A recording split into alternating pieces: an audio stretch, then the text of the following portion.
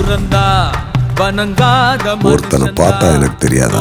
தோளோடு தோள் நின்னா தருவானே உசுரதா. அவனை கண்டினியூஸா வாட்ச் பண்ணிட்டே இருங்க. ராயா போய் என்ன சொன்ன? தப்புன்னு கேஸை வாபஸ் வாங்கிட்டான். கெஞ்சி கேட்டேன் சார்.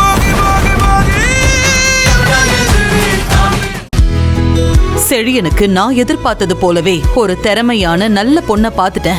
அவளோட சம்மதம் மட்டும் கிடைச்சிட்டா போதும், 2 பேருக்கும் ஜாம் ஜாமுன்னு கல்யாணம் பண்ணிடுவேன். என்னோட செழியன் எனக்கு ஒரு ஆபத்துனா எனக்காக நின்னு நியாயத்தின் பக்கம் பேசுறாரு. செழியன் நான் சின்ன வயசுல பார்த்தது போலவே இருக்காரு.